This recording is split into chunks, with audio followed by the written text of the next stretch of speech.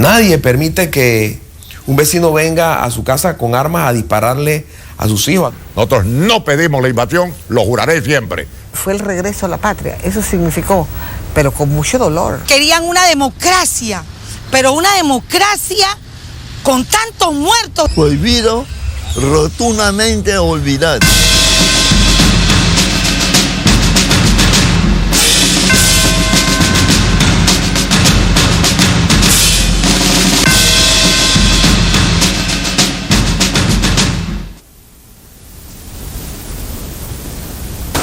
Después de la muerte de Torrijos hay una pugna por el poder interno frente a lo que era la Guardia Nacional y la Fuerza de Defensa. Hay una dualidad de figuras, mientras que Aristides Royo, mientras que Ardito Barletta es la figura civil más potable, sin embargo los militares están detrás de cada una de esas figuras. Florencio Flores, Rubén Darío Paredes, Díaz Herrera, incluso el general Manuel Antonio Noriega. Y así sucesivamente hay un recambio del poder en cada una de estas figuras. Manuel Antonio Noriega era el encargado del G2. Él era el que manejaba la inteligencia militar de la Fuerza de Defensa. Manuel Antonio Noriega lo primero que hace es tratarse de sacudir del lado de él todos aquellos militares a los cuales él no podía controlar o no estaban de acuerdo con la política que él quería seguir, ¿no? Así él fue adquiriendo poder hasta controlarlo todo. Noriega llegó un momento en que controló todo en este país. A la banca, los militares, a los medios, a los políticos en su gran mayoría, bueno, el PRD totalmente era su juguete, ¿no? Y a los otros de otros partidos también, ¿no? O sea, él lo logró y era astuto, muy astuto, y tenía necesidad de mantenerse en el poder por su propio pellejo, ¿no? Él sabía lo que le esperaba, ¿no? Cuando Noriega toma el poder de la Guardia Nacional, la convierte en fuerzas de defensa, formaliza la dominación total de la Fuerza de Defensa sobre el gobierno nacional, y de ahí va creando los entes paramilitares y se va convirtiendo el país en un país en crisis. Comienza pues la represión en una forma bastante dramática, represión que antes había sido de personas, se convirtió en una represión masiva y se unifica entonces pues el pueblo alrededor de la oposición al régimen militar.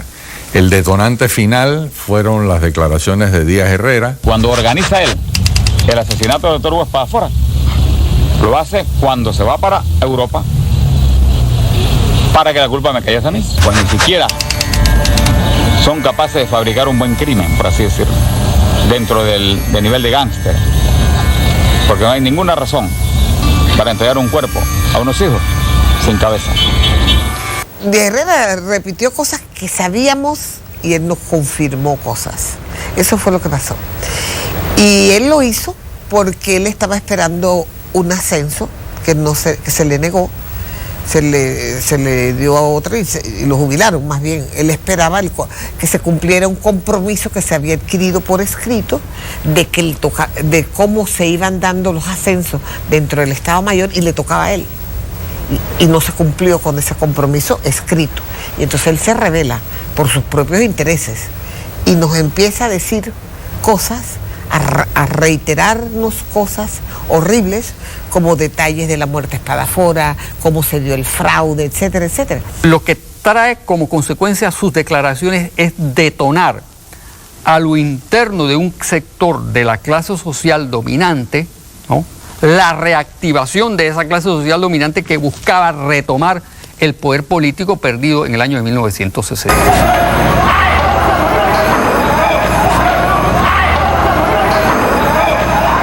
Quieren muertos no vamos a dar muertos. ¿Y ustedes saben por qué? No porque no tengamos ganas de sacarle la madre.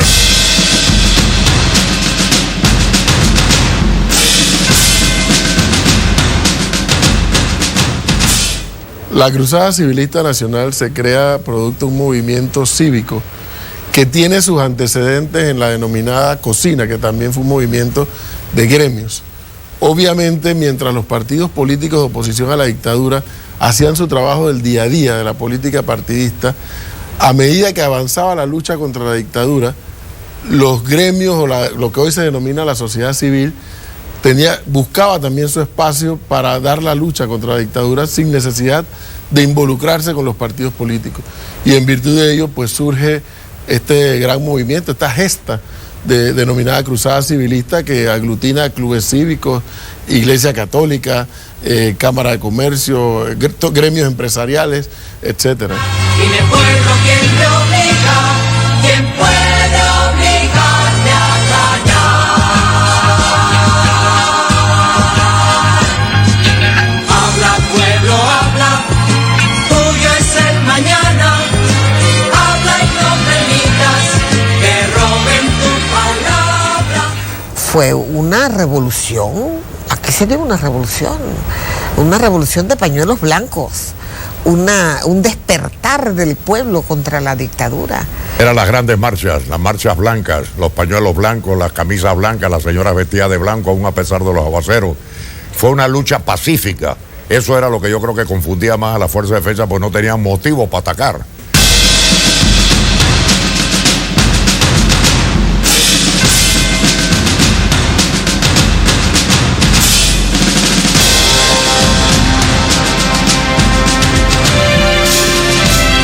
Cada día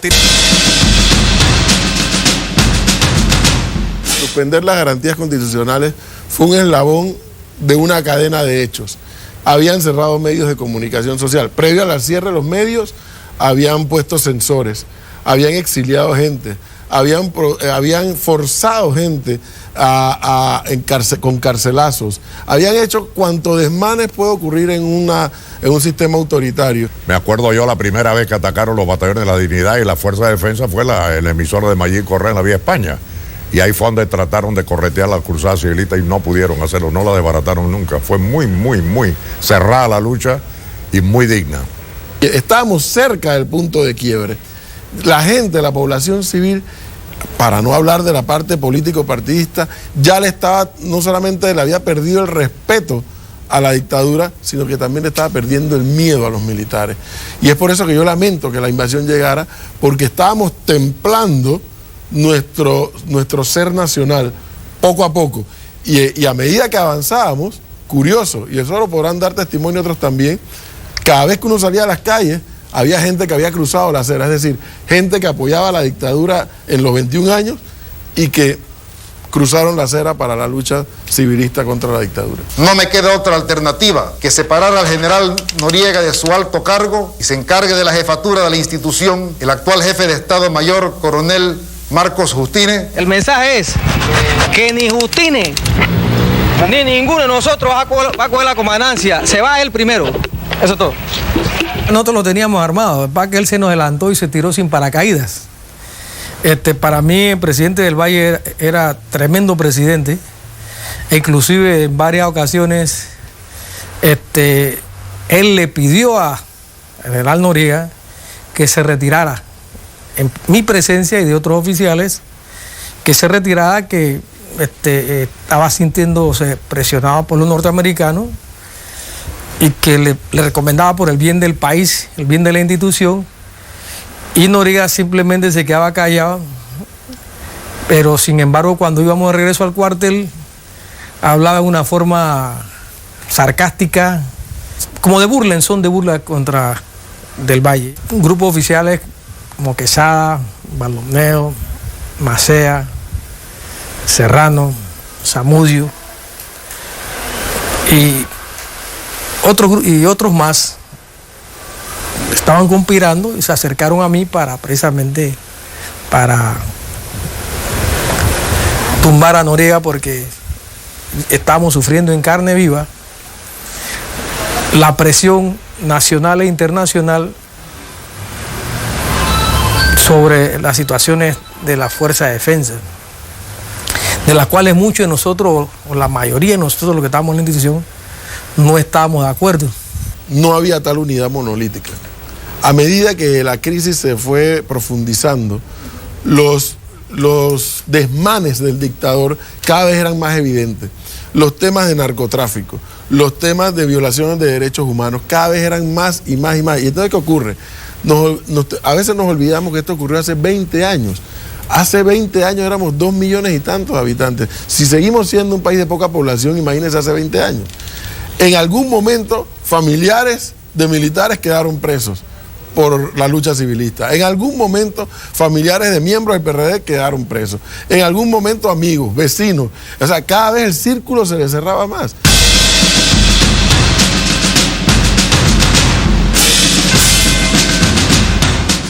Ese día 16, un día bastante, ajetreado, porque nos la pasamos, fue haciendo algunas coordinaciones con respecto al golpe que le estábamos dando al general Noriega, en la cual pues el día 15 en la noche nos habíamos reunido un grupo de oficiales para ultimar precisamente detalles, no sabiendo que alguien pasó la información de nuestras actividades y lo que hicieron fue esperarnos. De tal manera que nuestro golpe falló precisamente porque hubieron personas que pasaron la información adelantada. Sí, a mí un oficial que precisamente hoy día es amigo mío, me dio una trompada en la cara y otro me dio con la culata de su pistola en la cabeza. Así que eso fue. Ahora, ese oficial hoy día somos amigos. Habla pueblo, habla sin temor. Las elecciones del año 1989 son producto de lo que se denomina la democratización del país, ¿no? Y que implica unas elecciones democráticas abiertas con representación de autoridades internacionales que van a verificar el libre sufragio de todos los panameños, cuyo candidato es Ricardo Arias Calderón, Ford y Guillermo Endara. ¿Te acuerdas el cierre de la campaña nuestra, Endara, Arias Calderón y mío, frente a la iglesia del Carmen? Habían 300.000 personas, eso no se había dado jamás en la historia de los partidos políticos, acuerpando y apoyando la candidatura nuestra. O sea que era un mensaje claro para poder lograr la democracia nuevamente. Las elecciones fueron bastante tranquilas, trataron de robar algunas urnas y anular las cuestiones. La prueba está que ellos quedaron muy confundidos y no tenían ningún método para anularlas. Cuando salimos el 10 de mayo, 3 días después de las elecciones, la gran caravana que fuimos sorprendidos criminalmente y de manera burda en el Parque Santana, ahí se decidieron esa noche anular las elecciones, pues sabían que no había manera de ganarnos. Nosotros llegamos con toda la intención de hacer una gira y regresar al hotel donde estábamos en el Ejecutivo. La sorpresa nuestra fue que nos pararon en la entrada de Santana, grupo policial, y nos pidieron que no siguiéramos la cuestión, pero no podíamos doblar por ninguna parte, no podíamos doblar por la Salsipuede ni por ninguna calle. Para sorpresa nuestra, cuando estábamos los 3 candidatos ahí, de pronto detrás de la iglesia de Santana, salieron por lo menos 100 batalloneros de la identidad. Sorpresa para todos nosotros, con varillas, con todo lo demás, para golpearnos y hacernos daño. Golpean al presidente Endara de primero la cabeza, se forma el desbande. A mí me toca meterme en el carro, yo creo que ya la historia está escrita, donde me arrancan 2 tendones del hombro izquierdo, me rompen la cabeza, finalmente me dan un varillazo en la pierna, en fin, todo lo que se dio.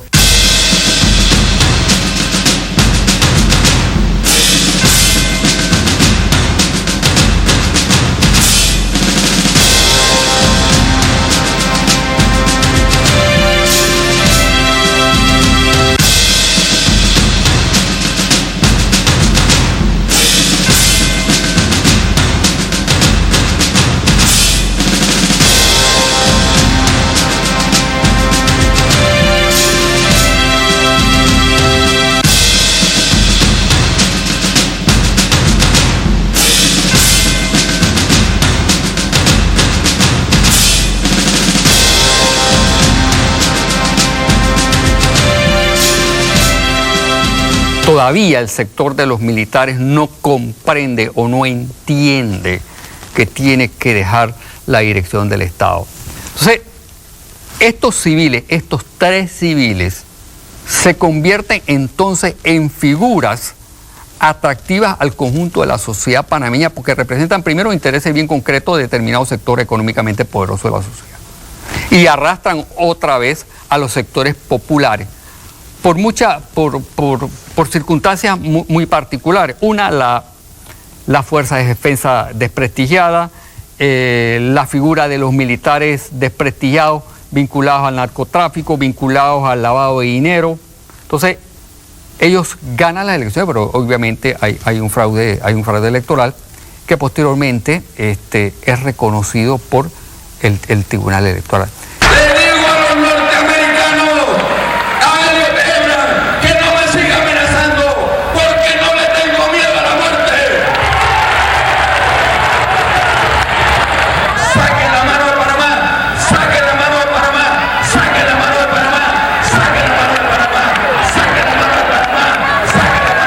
de Panamá. Elecciones del 89, el proceso de descomposición de la Fuerza de Defensa es cada vez más obvia y más patente.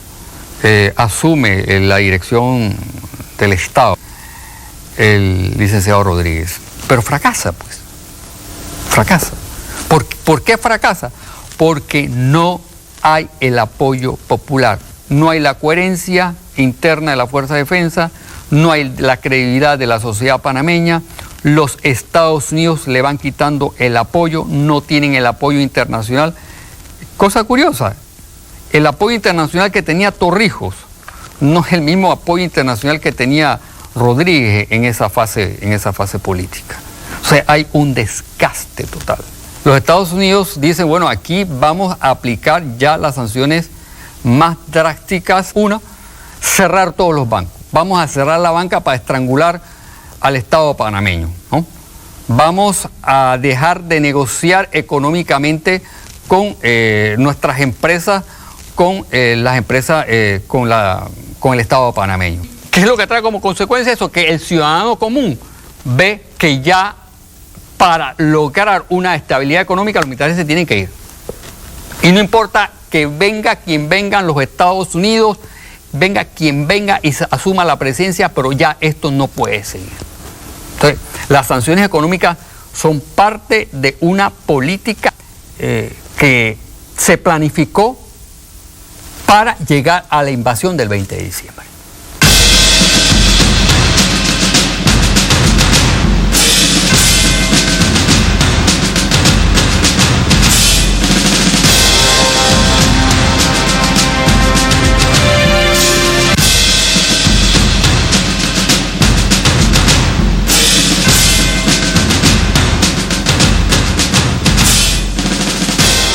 Varias ocasiones decía también inclusive de que al primer grupo le llevaban comida, al próximo grupo le iban a llevar flores.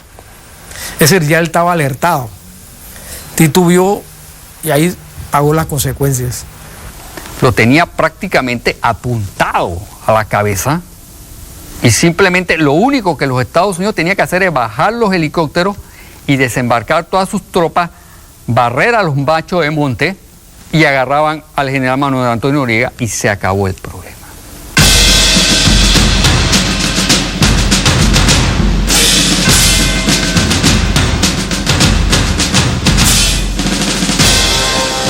Esos dos intentos de golpe demostraron, uno, que no había tal unidad monolítica. Dos, que la crisis ya cada vez llegaba más a los muros del cuartel de la Avenida A. Y que había gente dentro de los militares porque también dijeron, oye, ¿hasta cuándo? Ahora, ¿qué ocurre? Se dice que estos intentos de golpe también fueron era una especie de quítate tú para ponerme yo. Y obviamente eso significa que la lucha civilista no hubieran terminado allí. Una de las cosas que los Estados Unidos tiene presente es una, desarticular la fuerza de defensa. Y tiene que medir el apoyo de la sociedad panameña a ese sector militar. Y lo primero que hace es combatir al nacionalismo. El nacionalismo ha sido un arma importante en la sociedad panameña en todo el siglo XX, ¿no? Nos hablamos del 64, nos hablamos del 48, los rechazos del Tratado Filo-Hain, la gesta del 59. Entonces, el nacionalismo panameño es un arma, es una sociedad que no tiene un ejército durante parte del siglo XX, pero tiene un arma más poderosa, que es el que mueve a la sociedad colectivamente, que es el nacionalismo panameño. Entonces, las primeras acciones militares de los Estados Unidos van dirigidas a entrar sin autorización a determinadas áreas, porque los Estados Unidos tienen que clarificar primero una cosa: ¿cuál va a ser el respaldo de la sociedad panameña hacia la fuerza de defensa? Lo primero que va a debilitar es eso. Tienes que debilitar el apoyo moral, el apoyo económico que la sociedad panameña pueda brindarle frente a una invasión. Y es un aspecto psicológico bien importante. El 20 de diciembre de 1989 era obvio que se iba a dar una invasión. Hasta días antes el aire de la sociedad estaba como enrarecido. A la hora en que comenzó la invasión estaba en la sede de la 5ª Compañía de Policía Militar Victoriano Lorenzo, los Cholos de la Victoriano Lorenzo, donde tenía sede el Comando Torrijista 16 de diciembre de los Batallones de la Dignidad. Miren, la invasión tuvo varios frentes de guerra, en algunos casos simultáneos. Sin embargo, puedo señalar que poco antes de la medianoche del 19 de diciembre de 1989, habrán sido 5 para las 12, 10 para las 12, estando nosotros en la 5ª Compañía Victoriano Lorenzo en Fuerte Amador, escuchamos una fuerte tableteo de ametralladoras pesadas, calibre 50, calibre 30, del lado noroeste de donde nos encontrábamos nosotros. Después supimos que era cerca de un lugar que se conocía en la desaparecida zona del canal como Red Tank. Y sucede que la historia recoge el hecho de que el teniente Sidney Lyons de la Policía Militar Victoriano Lorenzo, los Cholos de la Victoriano Lorenzo, en su patrulla de policía militar, se encontró en el área de la antigua zona del canal, en el área revertida de esa zona, una columna de tanques de guerra, de vehículos blindados de las fuerzas invasoras del ejército norteamericano. Él, cumpliendo con su deber, se apeó del vehículo, le hizo señal de alto a esta columna y la columna procedió a disparar directamente contra el patrulla y la persona del teniente Sidney Lyons, un caído por la patria y la defensa de la integridad territorial del Estado. El 20 de diciembre incursionan las tropas militares a los objetivos militares panameños, principalmente el cuartel central, ¿no? Y los diferentes cuarteles en el interior de la República. Incluso hay desembarco, incluso en el cuartel de Panamá Viejo. ¿Cuál era el objetivo de los Estados Unidos? Atacar directamente toda posibilidad de resistencia militar de la Fuerza de Defensa que estaba representada en los cuarteles, principalmente en el cuartel central. Pero hubo un gran problema. El Estado Mayor salió huyendo como cobardes y no enfrentaron a las tropas de los Estados Unidos. Durante años, durante casi 2 años, las tropas, el Estado Mayor explotó el nacionalismo panameño, creó los batallones de la dignidad, ¿no? Trató de utilizar el nacionalismo panameño en beneficio de un proyecto que ya, para mí, no tenía absolutamente ningún sentido. Cuando los batallones de la dignidad tratan de responder, todo el Estado Mayor salió huyendo y dejaron a los subtenientes, a los cabos, a todos los, incluso bandos medios, y ahí acabó la resistencia militar. Salvo excepciones, como en algunas áreas de San Miguelito, como en algunas áreas de Panamá Viejo, que los Estados Unidos no ha querido reconocer y nada más dijeron que murieron 26 norteamericanos. Para mí eso es totalmente falso. Y las cifras de panameños muertos que presentan los Estados Unidos, para mí es totalmente falso. Yo calculo entre 3.000 a 4.000 panameños y quizás más que murieron en la invasión del 20 de diciembre.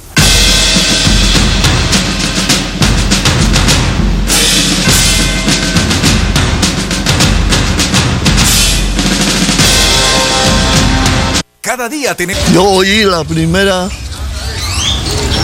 primer avión que se estrelló allá arriba, donde está esa Casa Blanca ahora mismo. Ahí se estrelló con unos gringos ahí adentro, puertorriqueños. Y después de los ratos llegaron varios más y entonces comenzaron los guardias contra ellos. Vimos que se paró en el cielo un helicóptero negro. Un helicóptero negro. Y de repente se sintió la balacera de adelante hacia atrás.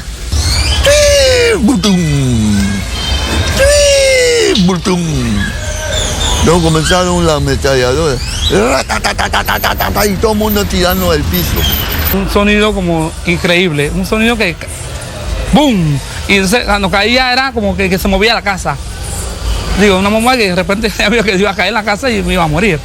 Pero muchas mujeres, hombres y mujeres, tomaron las armas porque creíamos en esa soberanía del país. Vivimos algo que no quisiéramos vivir jamás. No quisiéramos vivirlo más. Salimos, porque no se podía resistir. Había bombardeo de helicópteros, de aviones, de morteros, y era muy difícil permanecer protegiendo el cuartel y tuvimos que retirarnos. Tratamos de salir del cuartel porque el bombardeo se dio tanto como en el límite, donde inclusive habían buses de pasajeros que iban del interior hacia Panamá, las cuales fueron interceptados en la parte del límite, donde los soldados norteamericanos ametrallaron contra los buses y aún así le pasaron los tanques por encima. Muchas personas murieron porque pensaban que eran, como los vehículos estaban en movimiento, pensaban de repente que era soldados que iban a entrar, porque en realidad ellos a todo lo que se movía le disparaban. La balacera, las balas, las bombas, todo eso, y en menos de 15 minutos ya estaba todo desbaratado. Un cuarto para las 12 sonó la primera bomba. Nosotros nos fuimos para la ametralladora. Empezamos a preparar la defensa y vimos que para la playa del lado de la playa venían muchos helicópteros y aviones C-130. Se oía así, pero era horrible. Ve, se oía las cosas y digo, Dios mío, esto que yo pensaba, en el instante pensaba en mis hijos que estaban. Había un helicóptero que lanzó un misil y lo mató, explotó la ametralladora y él lo mató en ese instante. Él no quiso entregar el hangar y obviamente cuando él, al no quererse, al tratar de dialogar con los invasores, decidió que no iba a entregar el hangar y se volteó y lo dispararon en la nuca. O sea que fue un tiro a traición. Nosotros todavía hemos quedado destrozados, desbaratados de esa cruel invasión. Es decir, estamos hablando de más de 30.000 soldados. Estamos hablando de aviones invisibles, el avión Stealth. Estamos hablando de las armas Vulcan. Estamos hablando de los aviones adaptados C-130. Estamos hablando de los helicópteros Apache, de los helicópteros Cobra.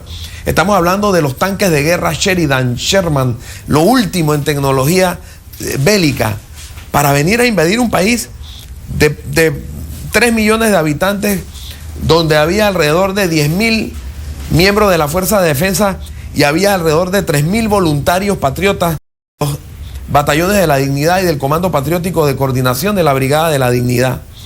Venir con esa fuerza a invadir Panamá en función de intereses geoestratégicos, geopolíticos, creo que es una injusticia que ha sido condenada por Naciones Unidas.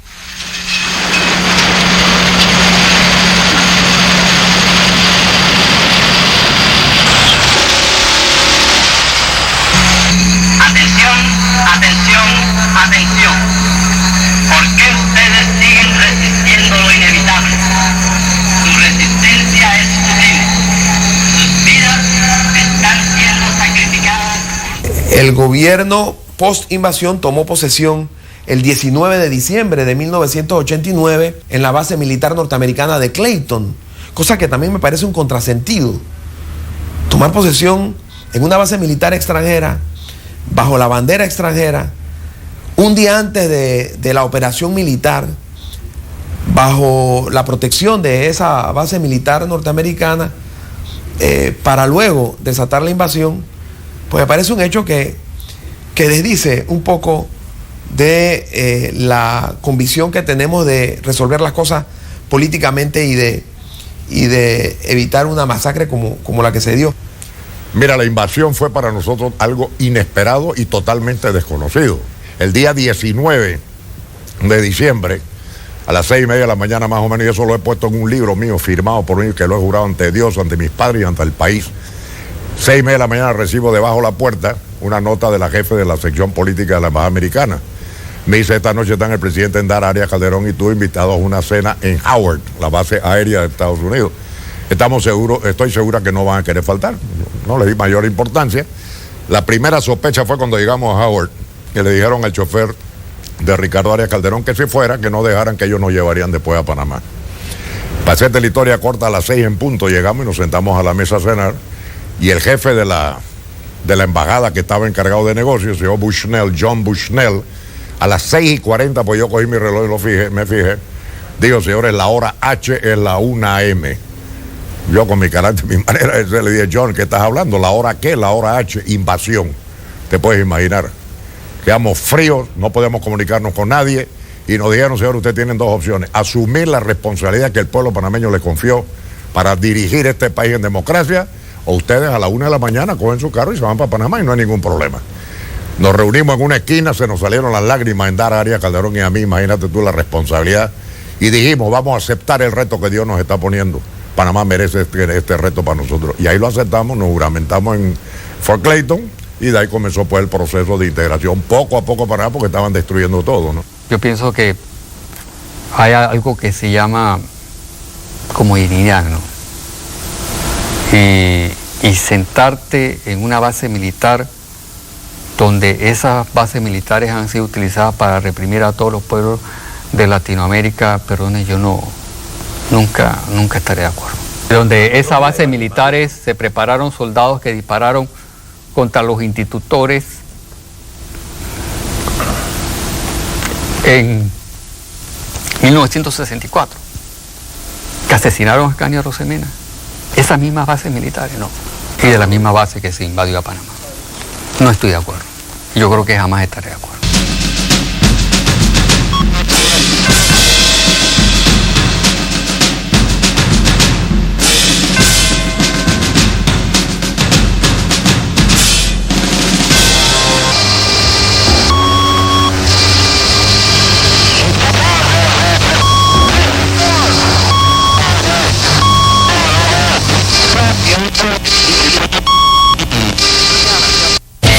El martes. La invasión, para mí, yo considero que fue un trauma para nosotros los uniformados, porque nosotros creíamos que podíamos resolver eso internamente. Algunos políticos, honestamente, para estar en mejores condiciones siempre buscan a alguien que los ayude. Y en este caso, pues, yo creo que los políticos, en vez de asumir sus responsabilidades en esa época, no la asumieron, simplemente muchos se escondieron. La invasión para mí en lo personal, fue mi propia liberación, la mía y la de mi familia, que había estado preso, yo exilada, y fue el regreso a la patria. Eso significó, pero con mucho dolor. Cuando yo llegué al aeropuerto, que me esperaba una gran cantidad de personas, me dieron un recibimiento muy grande, me llevaron desde el aeropuerto hasta la presidencia donde me esperó el presidente Endara. Yo iba llorando, o sea, yo no podía parar de llorar, de ver el destrozo de Panamá. No había semáforos, las vidrieras de todo el comercio, nada, no había nada en toda la avenida central, era como la guerra en Berlín después de la Segunda Guerra Mundial, ¿no? Eso era doloroso, era muy doloroso. Entonces fue algo que a lo íntimo mío fue bueno, porque vine para el país. Se acabó el exilio, la añoranza, los dolores de tanta cosa, pero también el dolor de ver a mi país destruido, ¿no? Afortunadamente pudimos levantarnos rápidamente, ¿no? La invasión para mí, y creo que para todos los panameños, significó una tragedia nacional. Yo no creo que hay panameño en este país que haya querido ni haya pedido la invasión. La invasión para mí personalmente, yo estaba exilado en Miami, estábamos haciendo todo lo posible, el grupo de exilados, de desconectar al gobierno norteamericano del apoyo a Noriega. Y seguíamos muy de cerca lo que estaba ocurriendo en Washington respecto a los movimientos y los análisis que hacía el gobierno norteamericano respecto a la crisis de Panamá. Y ahí todo estaba al revés. Ahí la CIA y la DEA seguían apoyando a Noriega hasta el último momento. El Departamento de Estado, que normalmente es el diplomático, el suave, estaba pidiendo la cabeza de Noriega. El Pentágono, que normalmente es el águila, estaba pidiendo que se calmaran, que no había problema, que Noriega podía estar tranquilo, etcétera. Y el presidente Bush padre, que había sido director de la CIA y conocía la relación de Noriega histórica con la CIA, no sabía qué hacer. Así que a ninguno se nos ocurrió que era posible siquiera la invasión que se dio. La invasión para mí significó una vergüenza nacional. Una vergüenza nacional porque fuimos los panameños quienes debimos haber terminado con la dictadura. Fuimos los panameños quienes debimos haber decidido qué hacer, qué rumbo tomar como país. Yo no conozco en nuestra historia moderna y contemporánea ninguna invasión que haya sido buena, y esta no es la excepción. Sí, cayó la dictadura, se llevaron al dictador preso, entramos a democracia y eso sí es bueno. Lo malo fue que la decisión no fuera nuestra, no la decisión de la invasión, sino de la caída de la dictadura, y para mí, por lo menos, es una vergüenza nacional y es un escarnio al que se nos sometió a los panameños esa invasión. Ojalá hayamos aprendido la lección. El chorrillero jamás podrá olvidar ese 20 de diciembre en donde murieron tanta gente inocente que no tenían nada que ver, para que se dijera que había esa invasión porque querían una democracia, pero una democracia con tantos muertos. ¿Qué usted piensa que esa violencia que tienen estos jóvenes de hoy, esa consecuencia de ese bombardeo nefasto que hubo en Chorrillos? Tantos muertos. Tú no podías venir de calle 21 hacia acá porque eran muertos por todos lados. Está en nuestra Constitución. Todo hombre está en la obligación de tomar las armas en defensa de su soberanía cuando ésta sea violentada por cualquier invasor extranjero. Se habló de maricas en este país para tipificar a los militares de maricas. Pero habría que ver quiénes fueron más maricas. Si los que tomaron las armas en defensa de la patria y murieron en ese momento histórico, o los que corrieron a esconderse bajo las camas de sus mujeres, o bien se resguardaron en las bases norteamericanas. ¿Quién es marica realmente?